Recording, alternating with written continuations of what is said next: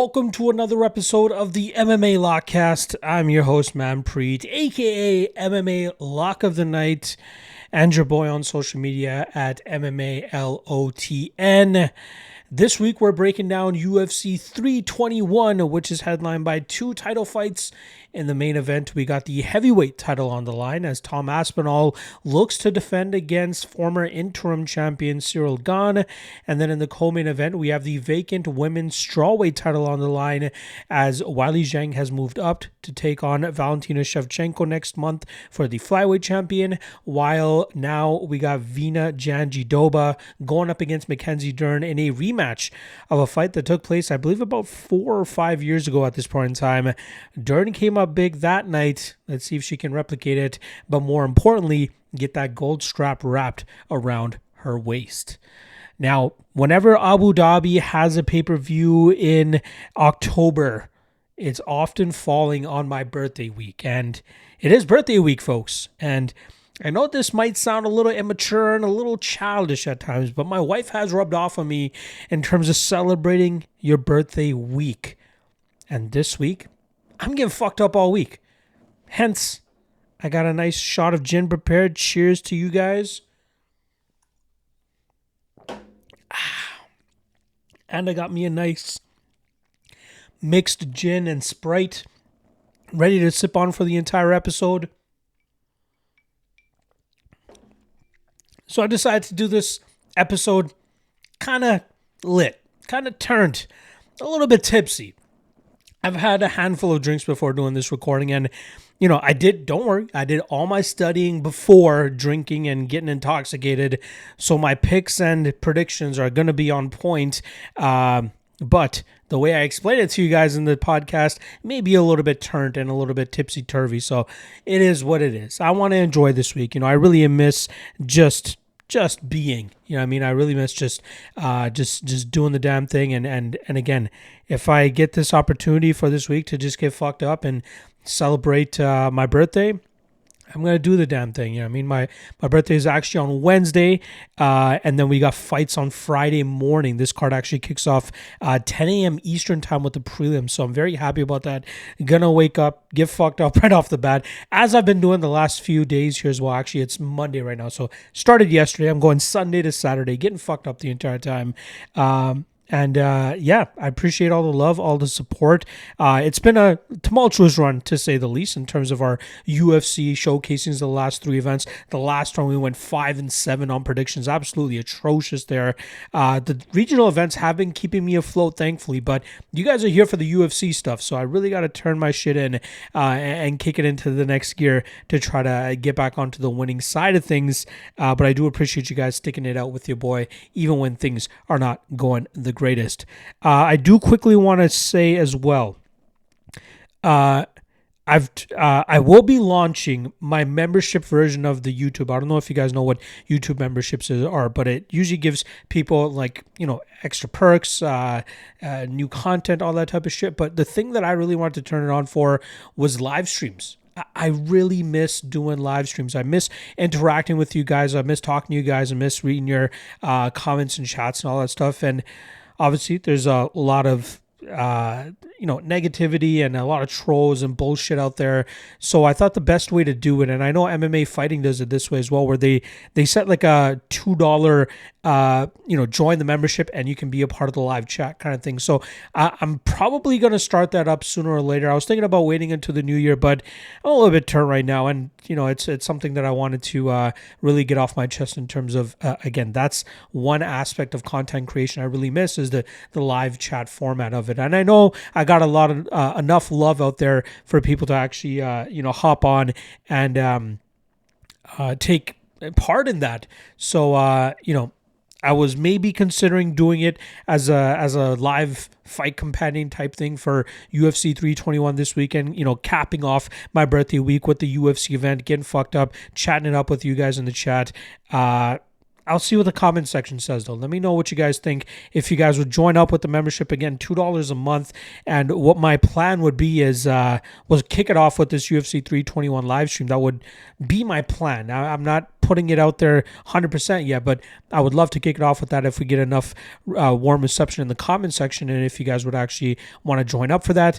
And then moving forward after that, I would want to do fight day live chats, bring that back, do an hour before the fights end up kicking off, just to get in any last minute questions, any weigh-in thoughts, all that stuff, talk to you guys about that. And then maybe on Tuesdays of fight week or Wednesdays of fight week, do like a live podcast just talking about my picks. I'll drop my podcast as usual on Mondays or Sundays, and then give you guys a day or two to dissect it, and then come back on Tuesday or Wednesday and chat it up with you guys and hear what you guys have to say about the predictions that I dropped in the MMA Lockcast. So let me know what you guys think about that. I would love to bring that back. I miss chatting it up with you guys. I miss creating connections and all that stuff.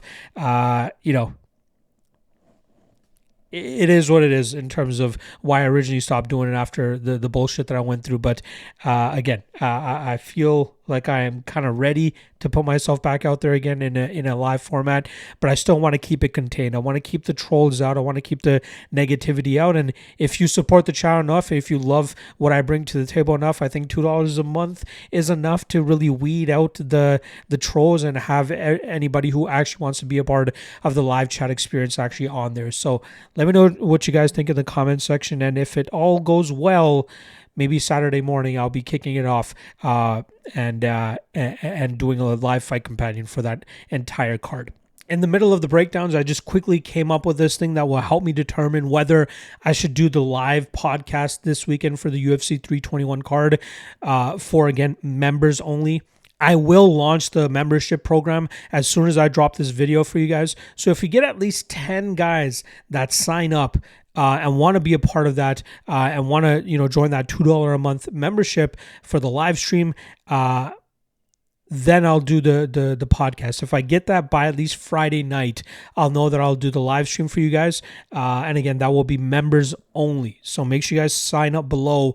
Again, I think you just hit that join button right beside where it says subscribe, and like and dislike the video, whatever it is. If you guys just hit join there, you guys will let me know that you guys want that live stream. So yeah, that would be greatly appreciated. And again, it would help me really get back to something that I really enjoyed doing with you guys, and that's chatting it up and having that live stream. So hit that join if you want me to do a live stream on Saturday for the fights. And if I get at least 10 people to sign up for that, I will do it. Otherwise, maybe the following week, I'll start my Fight Day live chat on those two weekly streams that I talked about for the people that ended up signing up. Appreciate you guys. All right. I know I went a little bit long there with the intro. Maybe it might be the alcohol. Maybe it might be, talking about the live stream thing that I want to bring back. But let's quickly do a recap of this past weekend's UFC event in Vancouver in terms of the lock of the night and dog of the night play. And then I promise I'll get into the breakdowns for this UFC 321 card. All right. Lock of the night did not go our way. Like I said at the top of the podcast, it's been a tumultuous run with our UFC showcase so far. Lock of the night play for the third event in a row, or third UFC event in a row, ends up crashing for us as Hyun-Sung Park ends up getting finished by Bruno Silva in the third round of their matchup. I felt he was waiting a little bit too long early on in that fight. He was having some success early in that third round, but I felt if he came out with that type of aggression earlier, he might have been able to find that finish over Silva, but we have to rip up our ticket there. Our lock of the night for PFL Africa, I believe it was, ended up hitting, so I'm happy about that. I think it was PFL Africa. I can't remember which one it was off the top of my head, but we go 1-1 on lock of the night plays over this past weekend, and that now brings our record to 52-34 on the year for a 60% hit rate. Despicable, to say the least. So really got to turn things around there. And then the dog of the night play ends up crashing in a very weird fight between Kevin Holland and Mike Malott. I was on Holland at about plus 105. I thought I'd be able to snipe Malott from distance, but it seemed after that groin shot in the first round, it really disrupted the rest of the fight for him. And, just a weird fight all around. Not even on the under 2.5 in that fight. And I knew after that groin kick and how badly Holland was hurt that it more than likely would not have hit because of the tentativeness from either guy. We did hit our dog of the night play for one of the regional events, or two of the regional events, if I'm not mistaken. For KSW we hit Tobias Lee, and then for PFL we hit the Nana Nana and Clark over 1.5, which is at plus 150. So that now brings our dog line record on the year to 51-56 for a 48% hit rate. All right. This week, there is only one regional event. There is LFA, which goes down after the UFC card, considering the UFC takes place earlier in the day. I will have my Legacy Warriors podcast dropping for you guys on Friday, so stay tuned for that. But it will be a very sloppy week for reasons that I mentioned at the top of the podcast. All right, let's get right into the breakdowns here. I believe there's 14 fights scheduled for this UFC 321 card. Let's get a sip in of some gin before we get into the breakdowns.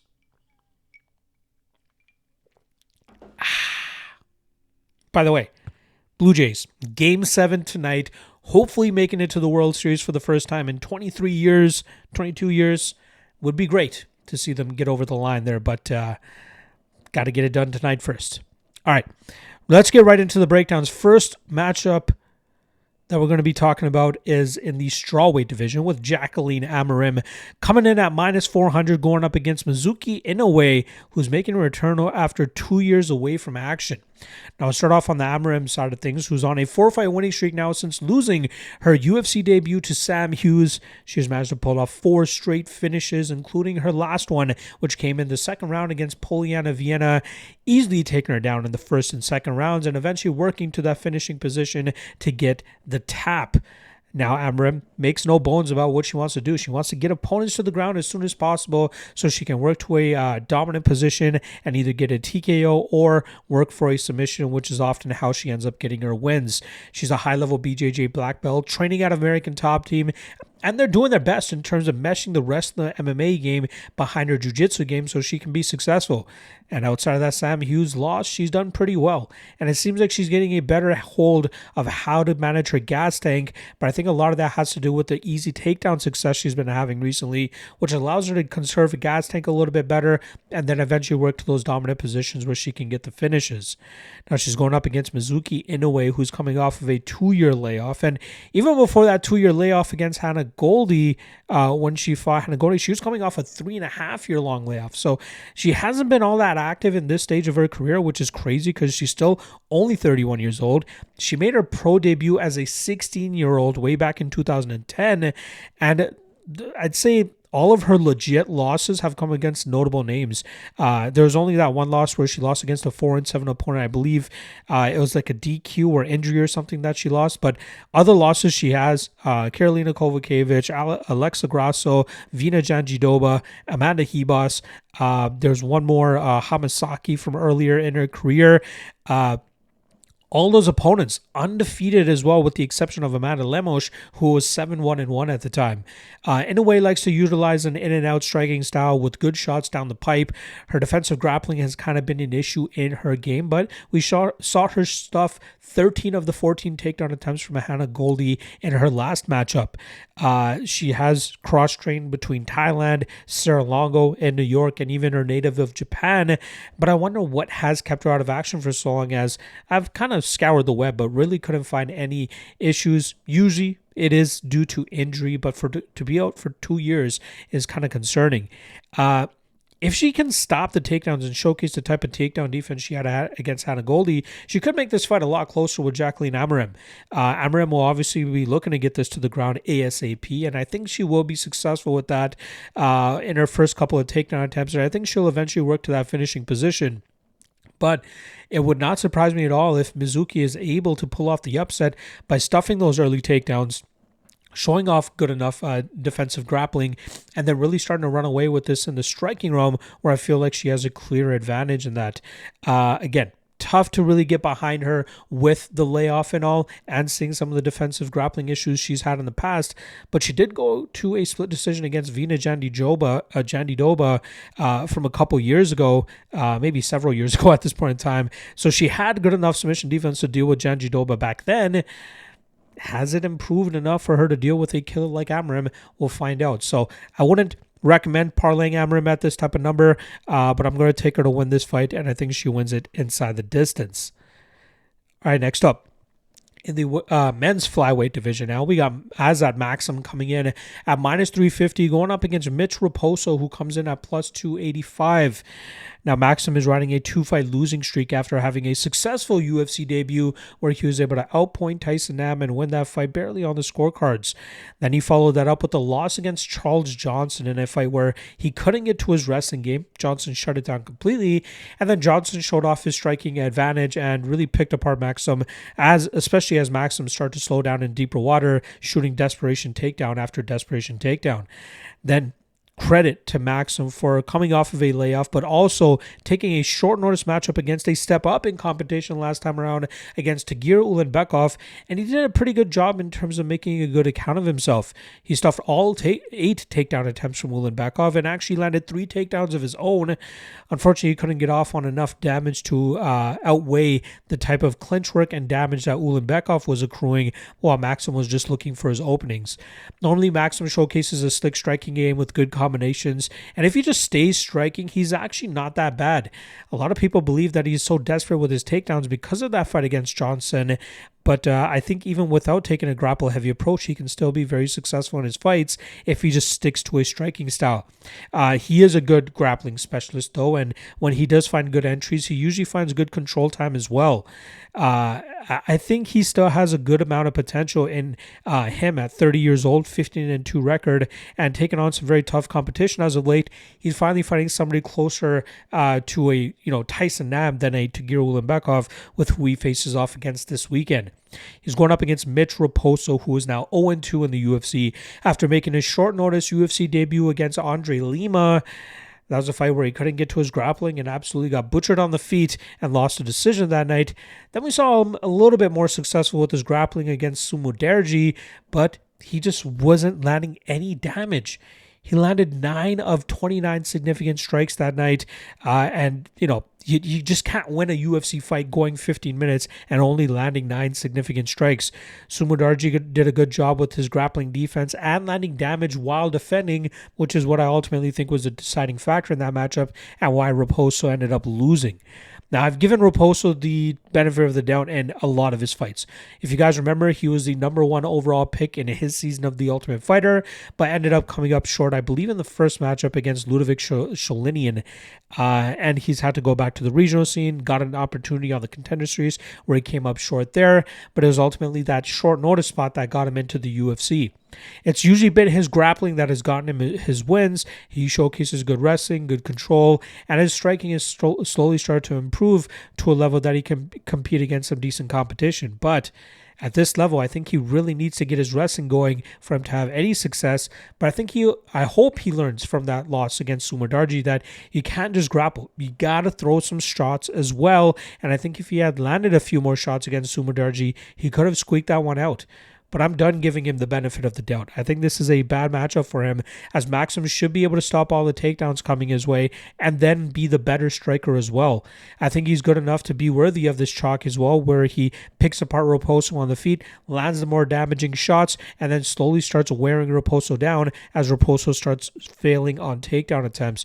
And then again, second-guessing himself in the striking realm as often as he does, has not worked out for him in the cage, and I think he's going to do that once again here against Maksum. So I'm going to go Maksum and Maksum by decision. Next up in the heavyweight division, we got Hamdi Abdelwahab coming in at -350, going up against the returning Chris Barnett, who comes in at +285.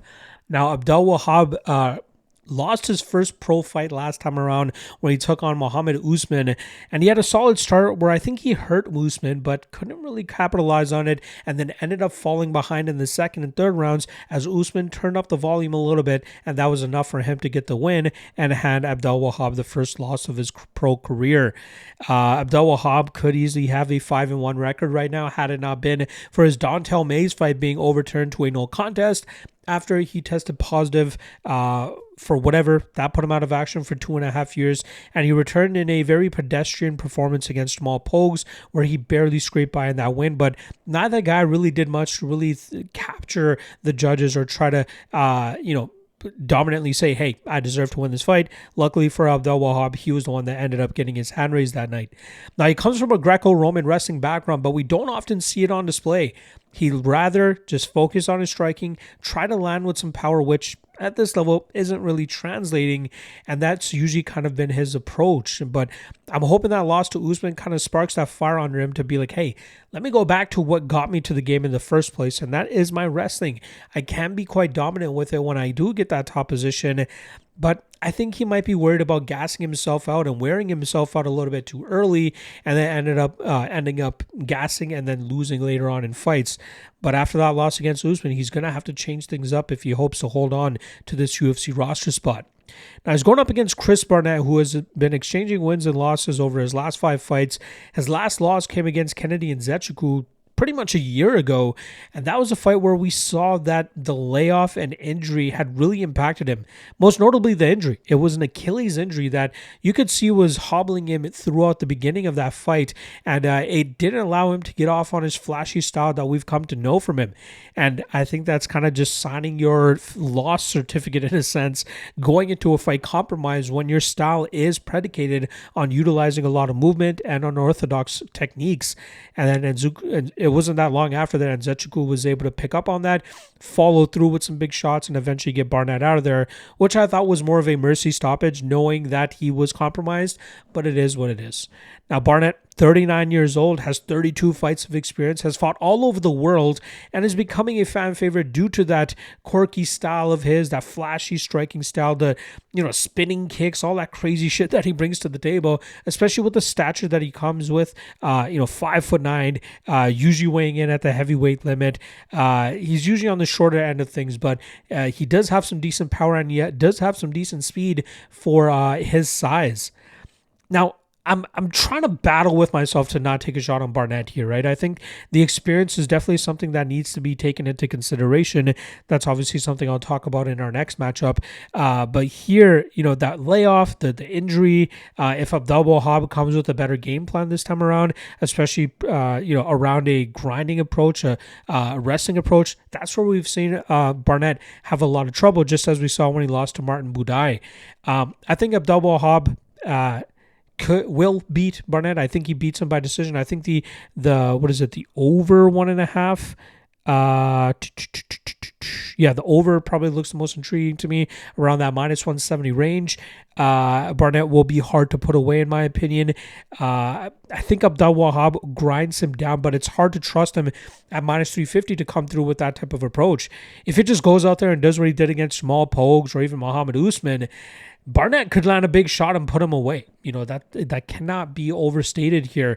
But I'm going to go Abdelwahab by decision, but too hard to really be planting a flag on minus 350 of a guy of Abdelwahab's skill set.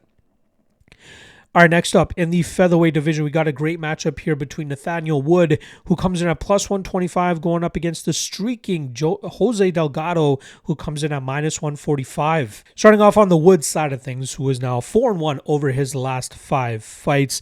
And he's done a great job ever since moving to featherweight. It seems like the weight cut down to 135 pounds was really causing him issues. He's now 5-1 at the weight class. That one loss against Mohamed Naimov has a bit of an asterisk beside it, but I think Wood is showcasing, even at 32 years old, that he's still in his prime. He's very capable of going out there and getting some good wins, just as he did against Morgan Sherrier last time as a similarly priced underdog. He was the better striker, had some good control time with his takedowns as well, and his volume was good enough to really thwart that power pressure of Sherrier that he brings to the table. And he's got some good wins, right? Look at his last 4 wins.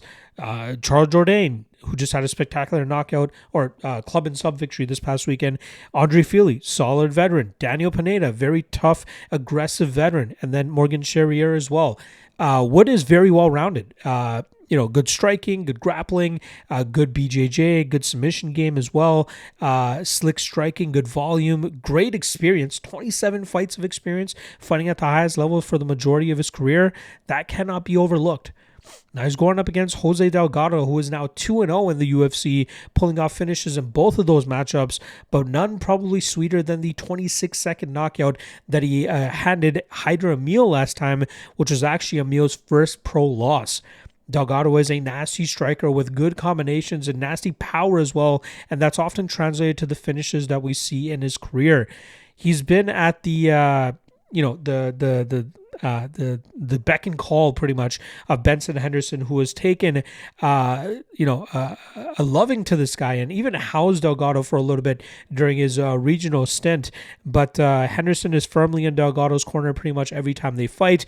He's an MMA lab product. His only loss came to Chris Makate. I believe that fight was 2.5 years ago. And if you guys know Chris Makate, very strong wrestler, good top pressure, and Delgado had no answer for it that night. But it's clear he's working on that aspect of his game, which is why he's gone on such a good winning streak, 7 straight wins now. But, now he's going to be taking steps up in competition, facing guys that are more experienced than him and have a tougher strength of schedule as well. His grappling is still improving. That's without a doubt, but that's obviously the weakest part of his game.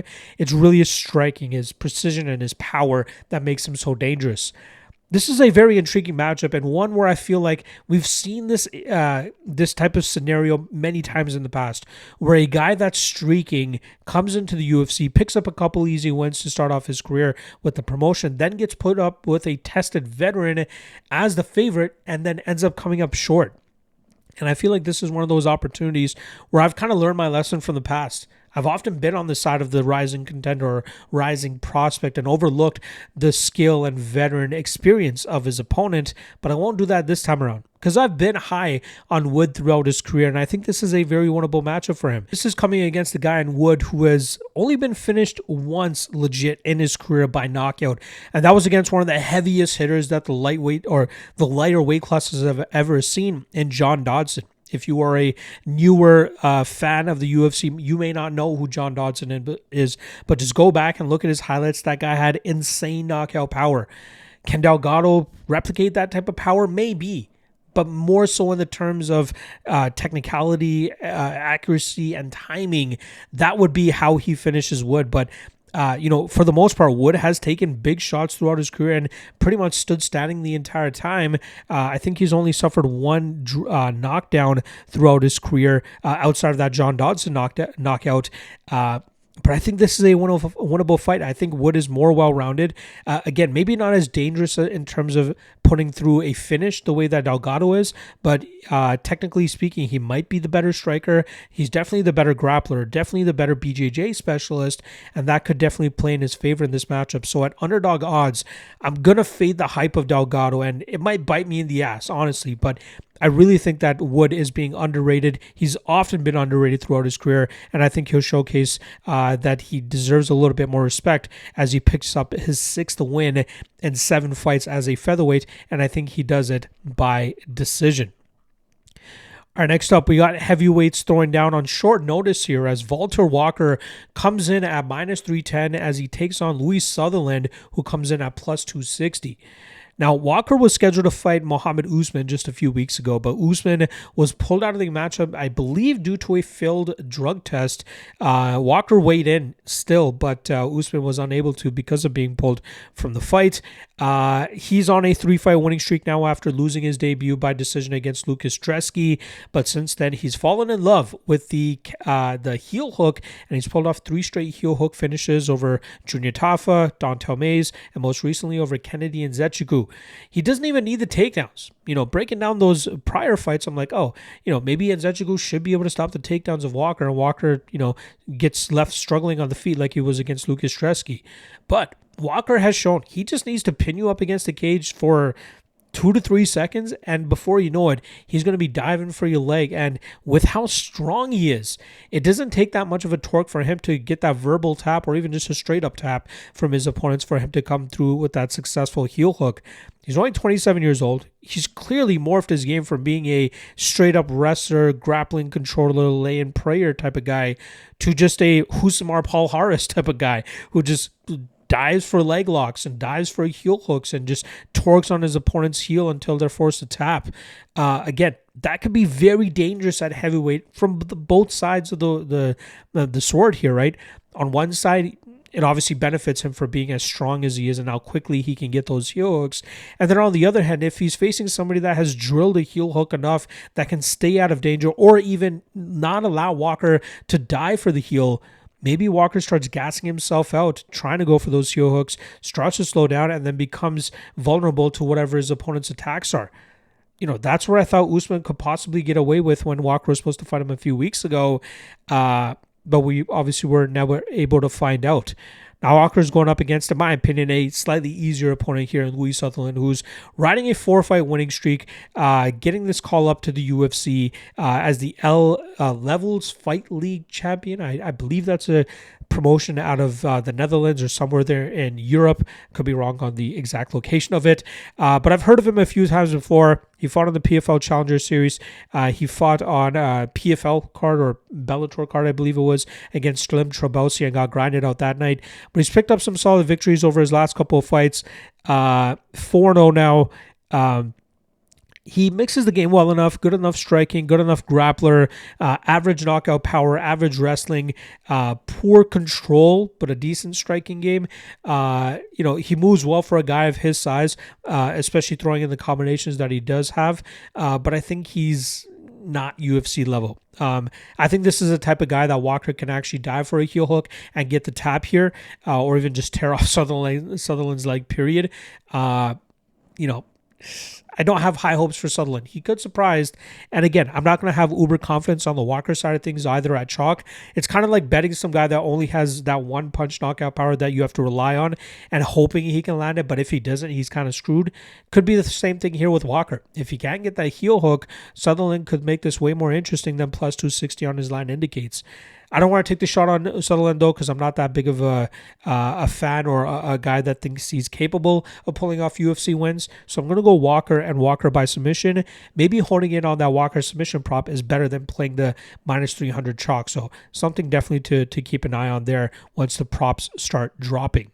Next up in the lightweight division, we got Abdulkarim Al-Selwady coming in at minus 120, going up against Matthias Camilo, who comes in at plus 100.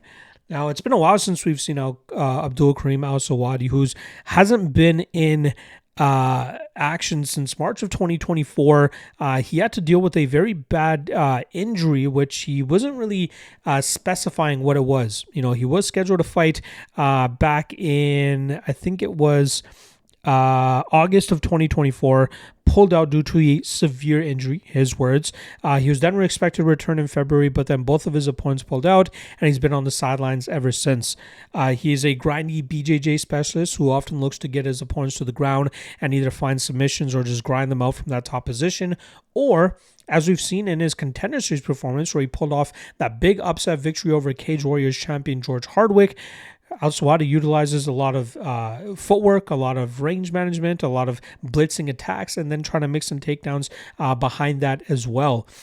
He went 1 of 6 on takedowns against George Hardwick, but a lot of his success came from his hands and his striking, which he tried doing the same against Loik Radzhabov, but he ended up getting caught in the second or third round of that fight. As it seemed the momentum was actually in Al-Selwady's favor, Radzhabov came through with his power and finished Al-Selwady in that third round. He's a solid fighter, 30 years old, 19 fights of experience, high-level BJJ specialist, training out of Fortis MMA as well. A guy that I still think has a decent enough ceiling inside the UFC. Now he's going up against Matthias Camilo, who had his winning streak snapped last time around in his UFC debut against Gabe Green. That was a fight that started off pretty well for Camilo, who landed a takedown to end off the first half of the first round, grinding that round out, winning it on all 3 judges' scorecards. Then he even got a few close submission attempts in that second round, but it seems like he may have squeezed himself out as Gabe Green stayed composed and disciplined, worked out of those deep submission attempts, and eventually got the back of Camilo and forced the tap. And it seemed like an insta tap on Camilo's side, but I think a lot of it had to do with him being exhausted from those submission attempts. And as soon as Green got a good enough lock on that rear naked choke, Camilo ended up tapping.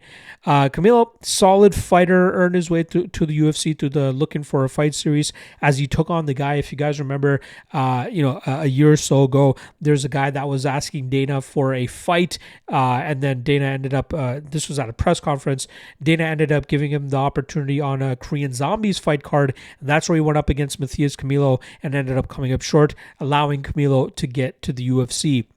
He has some solid BJJ, which is often how he ends up getting his wins, by either submitting or grounding pounding his opponents, and he comes out of a solid training camp as well, which has obviously helped him get ready for this level of competition at only 24 years old. The issue I find with him is that he's going to struggle with the Al-Selwady side of things, especially with Al-Selwady having a good enough grappling game to thwart that approach from Camilo. And then Al-Selwady's footwork and his blitzing attacks could cause Camilo some issues, which could also open up takedown opportunities for Al-Selwady.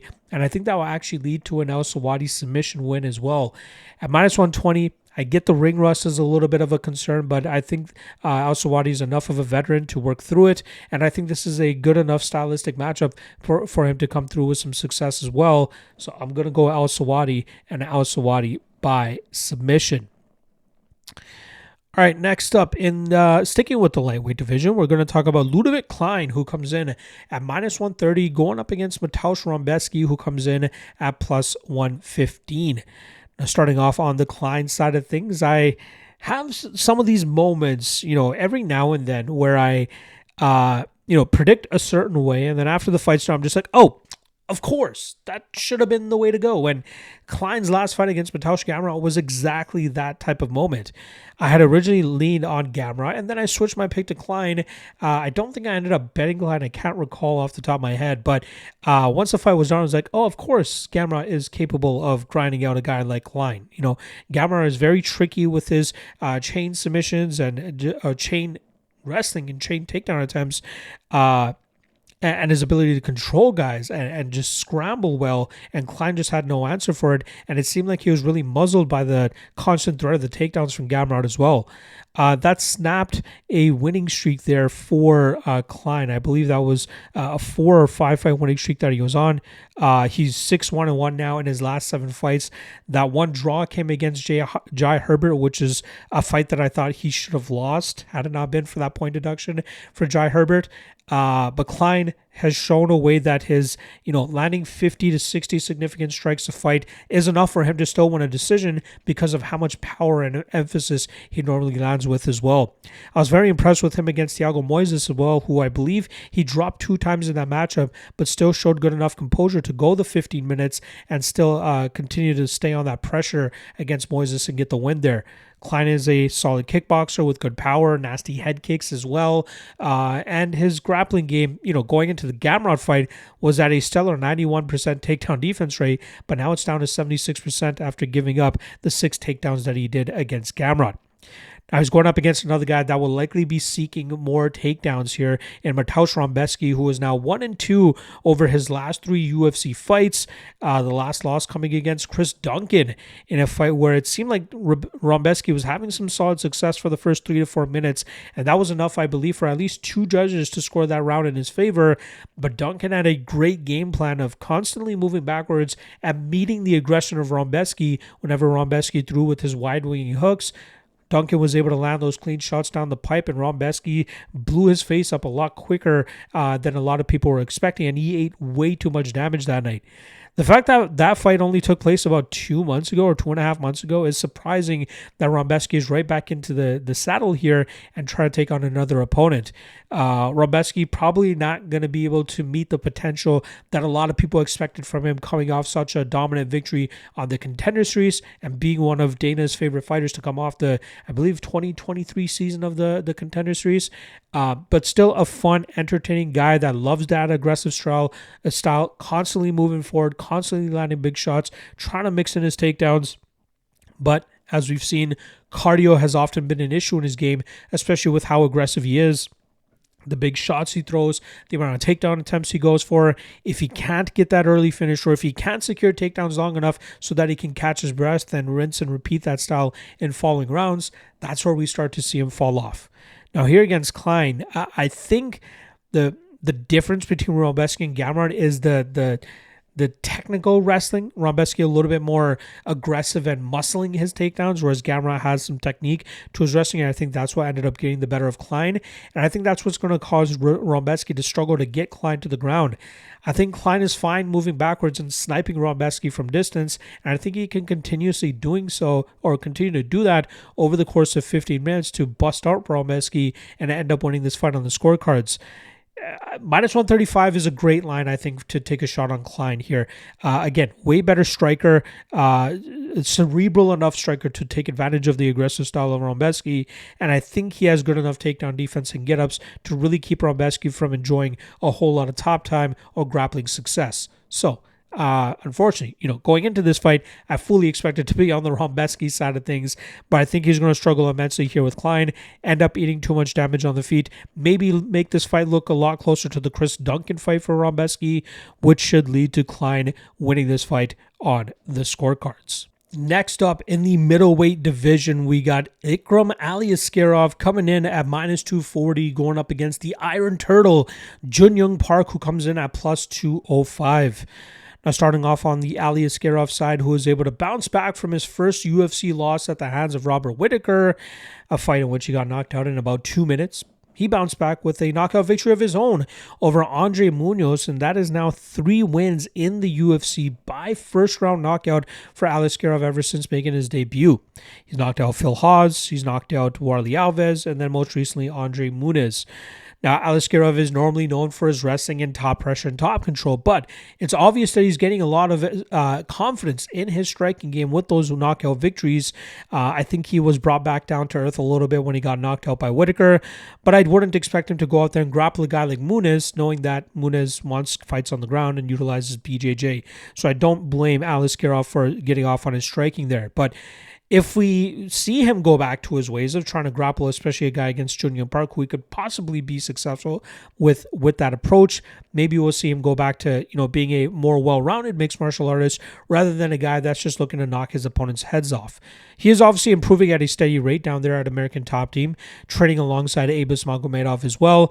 Aliskerov, I think, has largely been overrated in his UFC career, hence why we got such a great line on Robert Whittaker when they threw down and were able to cash that ticket as well. But, a guy that a lot of people see to have these knockouts to be like, hey, this guy is legit. This guy's really good. I think he's being overrated. He has some decent striking, but when he's facing better strikers, I think it's going to show that he's not as good of a striker. In terms of a grappler, I don't think he's that great of a grappler. And I think if he's fighting somebody that can scramble well enough and really have a good pace against him, he'll start to slow down and he'll really start to suffer when he faces tougher competition. And he might face that this weekend in Junyoung Park, who has been mortally underrated through his UFC run. He's 9-3 as a UFC fighter. He could easily be on a 7-fight winning streak had he had gotten that split decision victory over Andre Munoz. That was a very close fight that should have gone his way to begin with. That shouldn't have been close to from the start, but Park did manage to battle back from adversity and still make that fight very competitive. And again, I believe he deserved to win that fight. But again, 9-3 in the UFC. His losses coming to Anthony Fluffy Hernandez, Gregory Rodriguez, and then that very controversial decision against Andre Munoz. But then going out there and then having very good and dominant performances like he did against Ismail Nardiev, even after having a very illegal shot land on him in the second round. It's his pesky jab. It's his pace. It's his forward pressure. It's his cardio. It's his activity level. He just stays on the gas, makes opponents uncomfortable. He doesn't often take many times to reset. He just stays on his opponent, and that often disrupts the flow that his opponents try to get into. He doesn't have a whole lot of knockout power, but he does have a pace that causes TKO opportunities to present themselves later on in matchups, but also submission opportunities because he is a very slick submission specialist as well. At 34 years old, obviously he wants to continue working closer to getting into title contention. I think that might be a little bit out of his grasp at this point in time, but a win over Aliskerov is a very good win for him, and I think it's one that he can actually notch. At plus 205, the line is just too good to overlook because if Aliskerov does not just chin him in that first round, and I usually believe in Park's durability, right? We saw Gregory Rodriguez knock him out, great, but I think that was a lot to do with some cardio stuff as well in that second round in a very high-paced fight. But I think with Aliskerov, Aliskerov's going to have to get that first-round knockout if he wants to look minus 240. But I think Park can deal with it well enough. I think that jab is going to cause Aliskerov to make a lot of mistakes that Park can really grind him down with. And then in the second and third rounds, I expect Park to start pulling away. I think this actually leads to a Park finish either in the second or third round. This might be a very unpopular pick, but I think this weekend people will start to see that Aliskerov is quite overrated, according to a lot of people, or at least, to the surprise of a lot of people. I think we'll see that he's overrated. So I'm going to go Park. I'm going to go Park inside the distance, and I think we're getting a gift of a line here at anything above plus 200. Any plus money period. This should have been a much closer line. I think this should have been closer, at most minus 120, max minus 150 Aliskerov. No way minus 240. I think Park even has an argument of being the favorite in this matchup. But again, I don't think that will become clear to a lot of people until these guys actually throw down. So I might have to eat crow on this one, but I'm going to stick firm with my confidence in Jun Yong Park to get the finish inside the distance. All right. That brings us now to our, the main event, the prelim main event here, which goes down in the lightweight division as we have Nasrat Haqparast coming in at minus 115, going up against Salkilld, who comes in at minus 105. Now, this fight was put together on short notice, I believe largely to get Haqparast in front of the Abu Dhabi crowd. He's always a good sell there. Good fan favorite, so it makes sense as to why the UFC wants to put him in this position. He is coming off of 2 split decision victories now, the first of which was against Jared Gordon, a fight that was very controversial to a lot of people. Upon rewatch, I thought it came down to the last round, and it's not out of the realm of possibility that Haqparast deserved to win that round. I personally scored it for Gordon, but I could see how a judge would have given that to Haqparast, so I'm not screaming too much of a robbery there. Against Esteban Ribovics, another very close fight. I thought that Ribovics actually deserved to win that fight, but again, probably a little bit more egregious than the Jared Gordon one, but still, Haqparast still doing the damn thing. And we were able to cash him as a pretty big underdog that night against Ribovics, who had a lot of recency bias on him because of his previous victory being an upset victory over Daniel Zellhuber back at the Sphere card. But Haqparast showcasing that he can still be very successful with that striking style that he normally brings to the table. He's very good with his hands, good hand speed, good combinations, good range management as well. He's kind of long for the division at times, and that allows him to really stick opponents from distance or even enter the pocket, get off on his combinations, and then get back out at distance. But it's very surprising that he has very little knockouts in the UFC compared to, or at least relative to how often his fights take place in the striking realm. Only two of his eight wins are by knockout in the UFC. Good enough grappling defense that he often forces opponents to strike with him, but we do see when there are much better strikers than him, he often ends up coming up short against them, right? Like Bobby Green was one of those losses as well, and I think that Ribovics was very close to getting that win himself.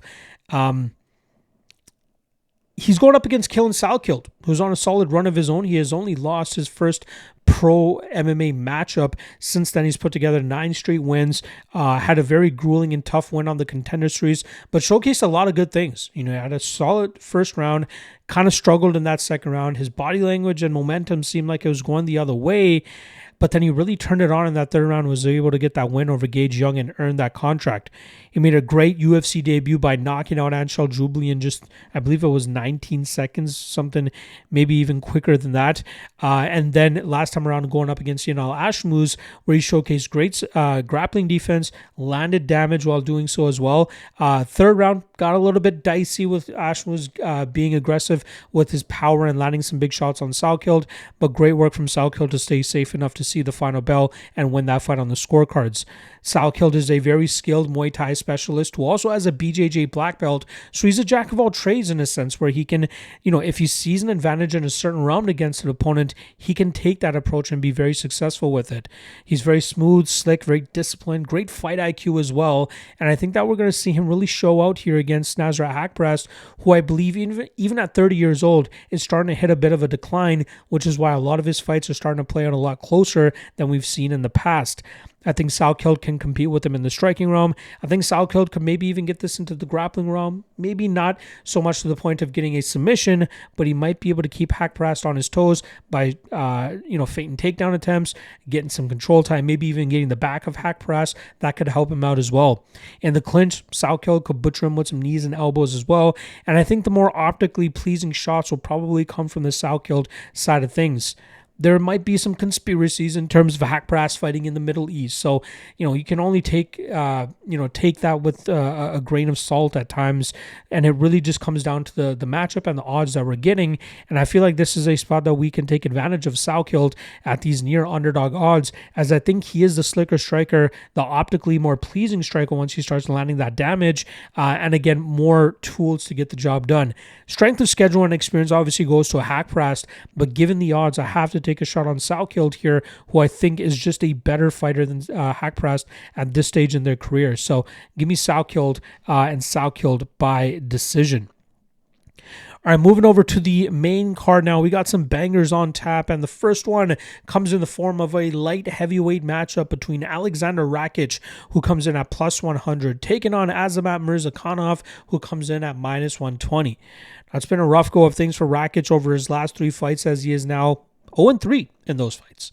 Although that first loss in this 3-fight run was a knee injury that he suffered against Jan Blachowicz that put him out of competition for a decent bit of time, nearly 2 years, and then he ended up returning at UFC 300 to Yuri Prochazka. Talk about a tough matchup upon a return from a pretty significant knee injury. And he had some pretty good success for about 5 to 6 minutes before the pressure, pace, and durability of Prochazka caught up to Rakic, and that allowed Prochazka to get off on a knockout victory that night. Then Rakic took on another former champion, eventual champion at the time, but now former champion Magomed Ankalaev. And Rakic had some good success in that first round, a lot of sticking and moving, a lot of leg kicks, but it seemed like him constantly being moved backwards was causing him issues in terms of his gas tank and his productivity, especially in the second and third rounds. And that's where Ankalaev started to get ahead of him, strike him, and eventually win that fight on the scorecards. But now Rakic, maybe taking a step down in competition compared to the last 3 guys that he's fought, but he is still fighting a guy that is undefeated at 15-0 with Azamat Murzakanov. Now, Murzakanov is coming off of a nasty knockout victory over Brandison Ribeiro, but that was a fight that Murzakanov, I believe, was scheduled to fight Johnny Walker. He's been scheduled to fight a lot of high-level names that have not really come to fruition due to different reasons. He's supposed to fight Volkan Oezdemir, Khalil Roundtree, Nikita Krylov, and then most recently Johnny Walker. Now he's finally getting another high-ranked light heavyweight to, knock on wood, this fight actually ends up happening in the form of Alexander Rakic. Now, Murzakanov is not your traditional Russian wrestler. This is a guy that likes to utilize a blitzing striking approach, looking to knock his opponent's head off and try to earn knockout victories. Not often do you see him go to his wrestling, but more so he's just biding his time, and then exploding into these big combinations, which often finds him knocking his opponents down or knocking them out. It's not a great minute-winning style, though. There have been a few fights where he's managed to pull out the victory through the skin of his teeth. The Tufan and Chukwi fight, that seemed like one that he was down 0-2 going into the third round, and he landed a flying knee to get the knockout victory. The Dustin Jacoby fight, I thought he was losing 80 to 90% of that fight, but managed to land 2 big shots in 2 separate rounds, which forced the judges to score that fight in his favor. So his knockout power is bailing him out of these bad spots, but that's going to get tougher to come through with as he starts facing the top 5 to 7 fighters in this light heavyweight division. And I think that's what's going to cause him problems here against Rakic.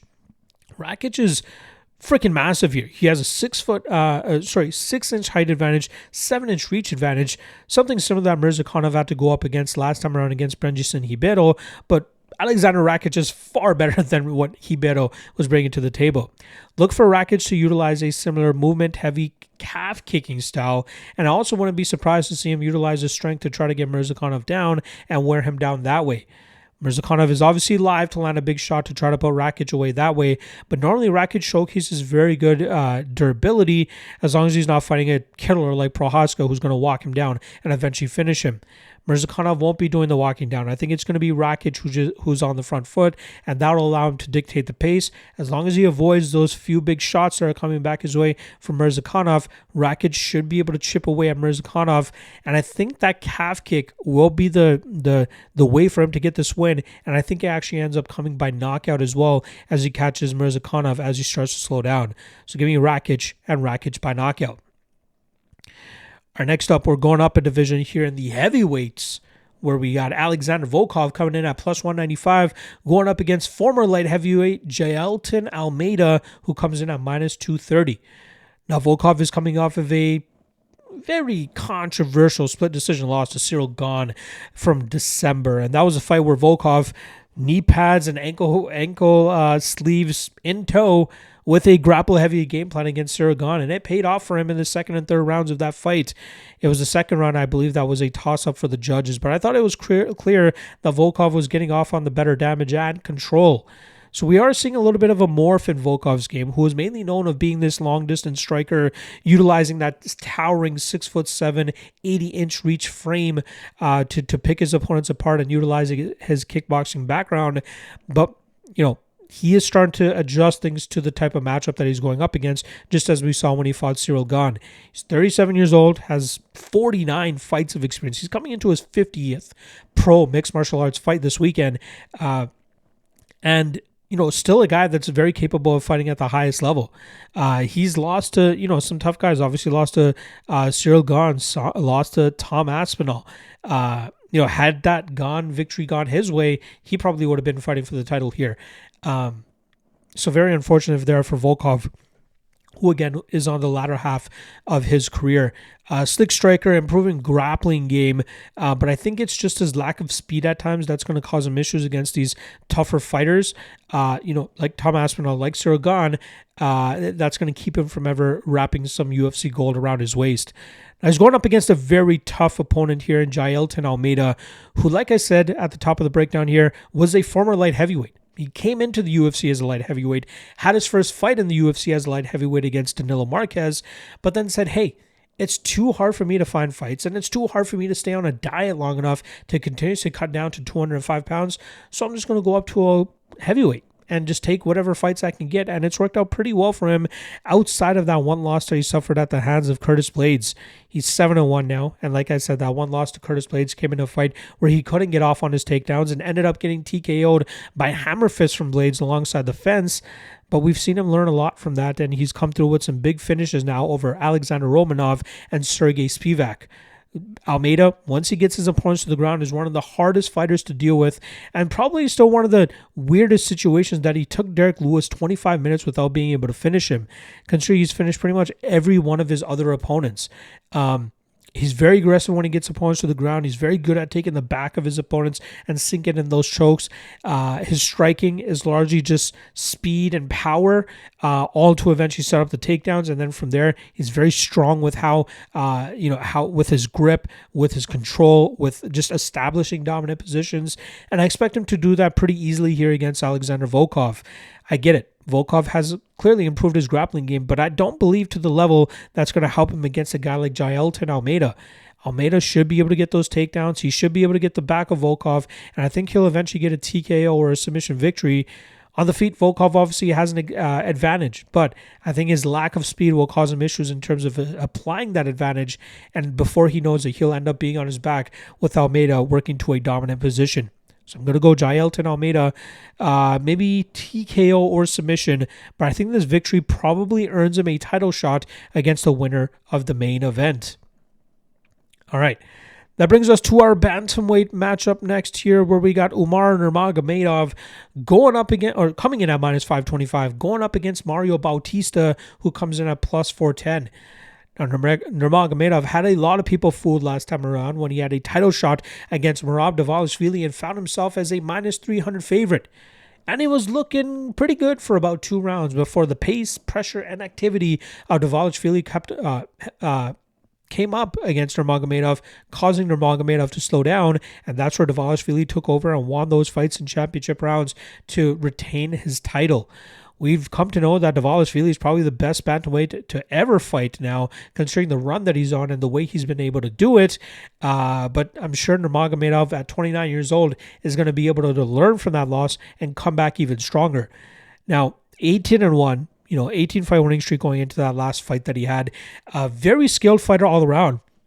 He doesn't need the takedown. He's a very skilled striker who's very comfortable to the point that he can utilize a lot of spinning attacks as well and get off on some success there. It's his ability to mesh that striking and grappling together so well that has made him so dangerous and hard to read for a lot of opponents. He doesn't have a lot of knockout power, but he still lands with enough effectiveness that it really muzzles his opponent's offense, and especially with the threat of the takedown behind some of his strikes, it doesn't really give a lot of his opponents an ability to be comfortable inside the cage because they can't get off on their offense without knowing what's coming back at them, whether it's going to be a counter strike, whether it's going to be an unorthodox flashy strike, or even a level changer and a takedown. And Nurmagomedov does a very good job in terms of scrambling and establishing that control, and I think that's what's going to eventually get him back to a title fight, whether it's with Merab or after Merab decides to hang up the gloves, because Nurmagomedov is still young enough that he can wait out Merab's reign and end up earning the title after that. Now he's going up against Mario Bautista, who's absolutely been streaking as of late. This is a guy that had a very solid run, 10-1 since his UFC debut loss to Corey Sandhagen. That one loss coming at the hands of Trevin Jones, who landed a big shot on him. And that was a Hail Mary shot that Bautista fell victim to. But he's been able to bounce back and pull off big win after big win. Maybe not the most entertaining wins, right? The Jose Aldo fight, a lot of people are still holding a grudge against him for that. The Patchy Mix fight, he was able to utilize a lot of footwork and output to thwart the grappling of Patchy Mix, who only ended up shooting one takedown that night. Bautista, at his best, is a very good Muay Thai specialist with some stinging power. He also has a very underrated submission game that he can get to with that lanky frame that he brings to the division. And he's quite underrated throughout his career, which is why he was the underdog in that fight against Patchy Mix. Should he be this big of an underdog to Nurmagomedov? Probably not.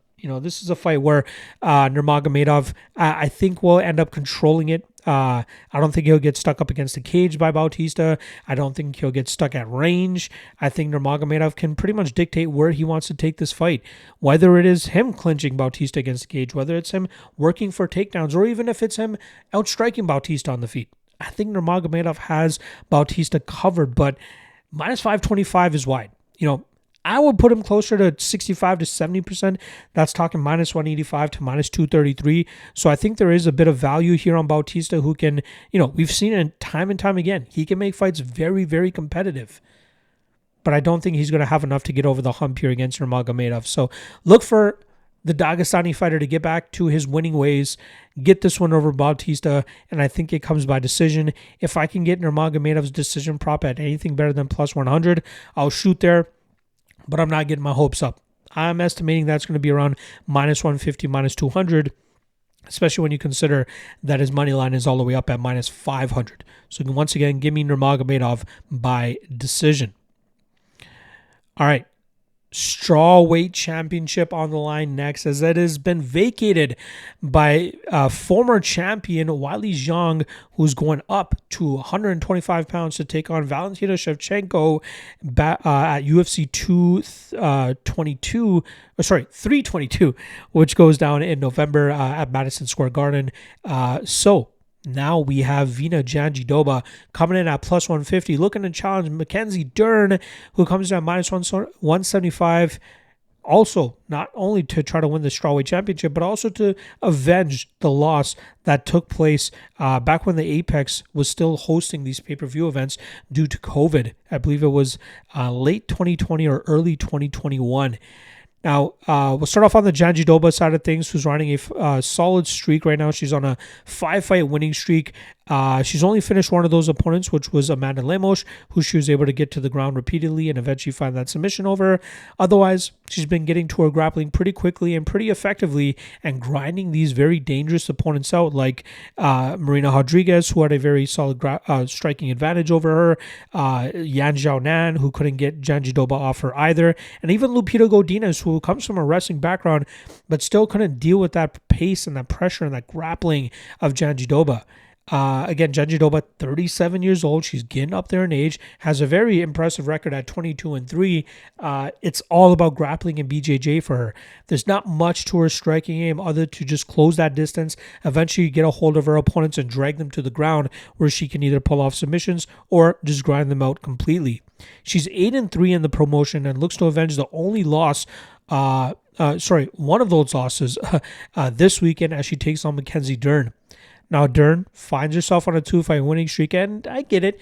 You could probably find somebody else on a longer winning streak that might be a little bit more deserving of this title shot, but there's probably nobody more popular than Mackenzie Dern down at strawweight now, with Weili Zhang moving up to 125 pounds. So I can understand why the UFC wants to bring her into this fight, especially with her already holding a victory over the other fighter. Now, she had a 2-fight losing streak against Jessica Andrade and Amanda Lemos. The Andrade fight, she couldn't get to her takedowns. She ended up getting busted up on the feet and getting finished. Then the Amanda Lemos fight, she did have some decent control, but it was the slow damage of Lemos throughout that fight that outweighed the control and grappling of Mackenzie Dern. Then she was able to get the better of Lepido Godinez with some good striking and grappling. And then against Amanda Haqparast, she ended up getting a third-round submission victory, and that was avenging a loss that she had suffered right after, actually, she had given birth to her daughter. But that was a fight, I believe it was 1-1 on all scorecards going into that third round. But it was clear that Haqparast was not going to have as much success as she had the first time against Dern. The first time she was able to outstrike her, stop the takedowns, but it seemed like Haqparast was more dead set on going for takedowns this time around, but she couldn't establish a dominant position enough, as Dern does a great job in terms of scrambling from that bottom position, whether it's with submissions, whether it's with leg locks, whatever it is, get-ups, sweeps. She's very active and doesn't settle on the back for too long. And I think that's one of the aspects of her game that's improved enough for her to be successful at this stage of her career. Her striking is never going to catch up to her grappling, but she is doing a good enough job in terms of being effective from there and not just constantly shooting desperation takedowns, which obviously expends your gas tank a lot quicker than one would want to. On this matchup, we can actually quickly talk about their first fight real quick before we get into it. So, It seemed to me, it was a solid scrap between the two, which primarily took place in the striking realm. It seemed to me Dern was more comfortable with creating a brawl and bringing that blitzing combination style to the table. I'd say the most significant moment actually came in the second round of that fight, where there was a clash. I don't know if it was a head clash or if there was a sneaky shot that Jandiroba landed on Dern that bloodied up the nose of Dern. And we saw Dern kind of reeling from that, and she even ended up pulling guard with about 1 minute left in that second round, and Jandiroba was able to steal that round. But then Dern finally got her composure back about her in that third round, and that's where she ended up chipping away again at Jandiroba and winning that fight there. And I think that's what it is going to be here for Dern. I think it's just going to be her landing more shots in the clinch exchanges. I think if Jandiroba gets this fight to the ground, I think Dern is just too squirmy for Jandiroba to get too much success from that top position. And then I think either Dern pulls off a reversal and gets some good control time herself, or Dern just stands back up and realizes that she will have that grittiness advantage in the striking realm, and that should be enough for her to just really pick apart Jandiroba and win this fight on the scorecards. I see the over 4.5 at -110. I think that's a steal of a line. I'd be surprised if either woman submits one another, and I'd be surprised if either woman knocks each other out. So I think Dern wins this. I think she wins it on the scorecards, but I think the over 4.5 will probably be where I end up laying my money in this fight, unless Dern starts dropping, closer to that -150, -140 line. I think it's kind of accurate where it's at right now. But again, fully expect this fight to hit the scorecards, and that -110 hitting for us on the over. And new strawweight champion, Mackenzie Dern. All right. That brings us to our main event of the night, which is for the heavyweight title, as we have champion Tom Aspinall, who has been promoted to undisputed champion after John Jones retired. He comes in at -400, taking on Cyril Gane, who is a former interim heavyweight champion, who comes in at +300. I'll start off on the Tom Aspinall side of things, who is on a 3-fight winning streak after that TKO loss that he suffered at the hands of Curtis Blades, largely because of Tom Aspinall injuring his knee 15 seconds into that fight. He took off about a year or so and then came back and starched Marcin Tybura, then starched Sergey Pavlovich for the interim heavyweight title, starched Curtis Blades in the rematch to defend his interim heavyweight title. And he is a guy that I've kind of faded earlier on in his UFC career.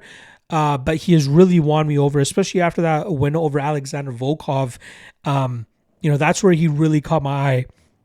And I said, I have to give this guy, legitimate props. I have to give him his due. His athleticism, his speed, his power at this heavyweight weight class is unheard of. He moves so swiftly and so quickly and with so much explosivity that I don't think anybody in the heavyweight division can contend with him in that spot. And his grappling game has improved a very good amount. For this matchup specifically, it sounds like he's brought in Glory kickboxing legend now, and kickboxing legend Rico Verhoeven, and I think that's going to help him a lot with the style that Cyril Gane normally brings to the table. But even without the help of Rico Verhoeven, I think Aspinall is still a very tough cookie to crack for a lot of guys. He's still young enough. Again, his durability seems to be there. His power and his speed is I'd say that's the majority of reason why I would be picking him in most of these matchups, because guys just can't handle that type of power and pressure, and speed as well. If there is anybody, maybe it is Cyril Gane, a guy that is very good and well-rounded with his own striking skill set. Good point fighting style, good movement, good timing, decent speed of his own. We've seen the issue in his game constantly be his grappling game, whether it was Francis Ngannou grinding him out in that 5th round of their fight, whether it was John Jones quickly submitting him in the 1st round, or whether it was Alexander Volkov grinding him out in the last 2 rounds of their fight, which he just eked out by split decision in a very controversial decision, albeit. He's working on it. It's obvious he's working on the ground game, but it's going to get tougher and tougher for him to get away with it, depending on the level of guy he's facing. A lot of people had confidence in Sergey Spivak to put that grind on Gane and grind him out that way, but it was the lack of athleticism from Spivak that kept him from getting to those takedowns, and Gane was able to pick him apart on the feet and eventually find that finish. Aspinall is not going to have that issue.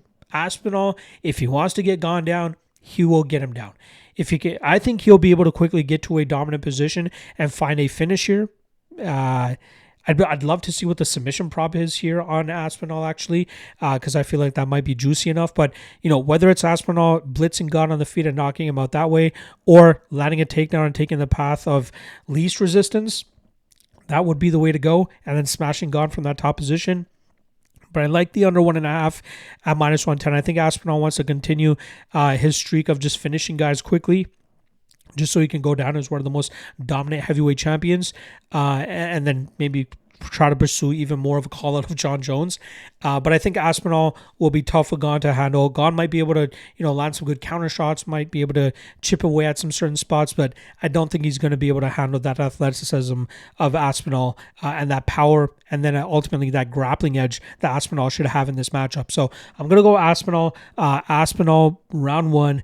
Under 1.5, I'll probably go just to be on the safe side. But I think Aspinall dominates here and retains his undisputed heavyweight championship. There you guys go.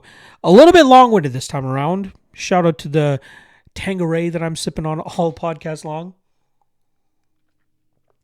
And the shot that I had at the beginning of the podcast as well. Again, I'm going to try to make this week a party for myself. I just want to chill, celebrate, enjoy, relax, get fucked up, and then, do my majority of work early on in the day so I can enjoy the rest of the day getting fucked up. So don't worry. I have broken these fights down initially with a sober mind, but this podcast, far from it. Appreciate the love. Appreciate the support. I hope to see you guys on the live streams that I'm more than likely going to end up doing. Again, if you want to see me do the live stream for the UFC 321 card this weekend, I'll be launching the membership stuff on YouTube here. Just hit that join button if you want to be a part of it. If I get at least 10 people that sign up for it, I will do the live stream on Saturday. And if we don't hit that mark, but we still get some subscribers, I will do my live streams, my member-only live streams on YouTube Tuesdays and fight days starting next week. All right. That's it. I'll see you guys again. I'll still be doing my usual content throughout the week, so don't worry about that. I'll come back tomorrow with my top 3 Lock of the Night candidates, my Chalk or Not segment, and then on Friday we'll also be doing the Legacy Warriors podcast for LFA 220 or 221, whatever the fuck it is. All right. I'll see you guys tomorrow. Peace.